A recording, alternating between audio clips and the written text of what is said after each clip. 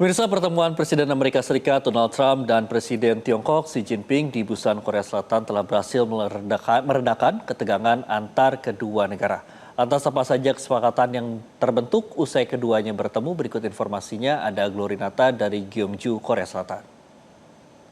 Pemirsa, pada tanggal 30 Oktober 2025, Presiden Tiongkok Xi Jinping dan juga Presiden Amerika Serikat Donald Trump ini telah melangsungkan pertemuan di Busan, Korea Selatan. Walaupun pertemuan berlangsung secara singkat, sekitar 90 menit, namun pertemuan ini menghasilkan sejumlah kesepakatan, di mana pihak China setuju untuk membuka embargo selama 1 tahun ekspor logam tanah jarang. Kemudian China juga setuju untuk membeli kembali secara masif atau secara besar soybeans, kacang kedelai dari Amerika Serikat. Sementara itu dari pihak Amerika Serikat setuju untuk memotong atau memangkas sebesar 10% tarif resiprokal atas komoditas China yang disebutkan secara khusus di sini adalah komoditas fentanyl, di mana fentanyl ini adalah obat pereda nyeri yang biasanya ada dalam kandungan morfin. Nah, untuk tarif yang dipotong 10% ini dari 55 sampai 57% menjadi 45 sampai 47%. Kemudian secara khusus juga Amerika Serikat meminta pihak China untuk melakukan pengetatan perdagangan fentanyl karena tingginya kasus overdosis di Amerika Serikat.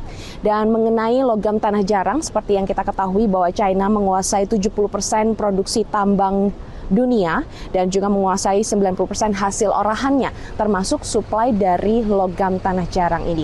Kita ketahui bahwa logam tanah jarang ini sangat diminati oleh Amerika Serikat, bahkan Uni Eropa, karena sebagai bahan baku untuk pembuatan chip handphone, bahkan untuk membuat elektronik vehicle sebagai baterai dari EV, dan juga untuk sistem pertahanan seperti sistem anti rudal dan juga jaringan komunikasi militer.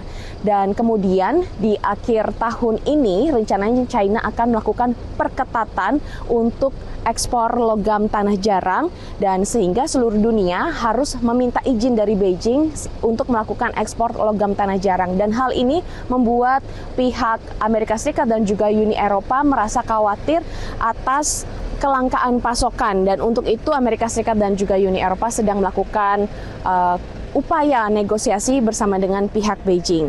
Meskipun suasana pertemuan kemarin antara Presiden Xi Jinping dan juga Presiden Donald Trump ini dilakukan atau dinilai memang positif karena menghasilkan sejumlah kesepakatan yang win-win, namun ada pertanyaan soal stabilitas hubungan kesepakatan mereka akan bertahan sampai berapa lama. Tapi di samping itu semua, pertemuan keduanya ini menandai langkah yang signifikan untuk meredakan ketegangan antar dua negara. Dari Gyeongju, Korea Selatan, Glorinata, Metro TV.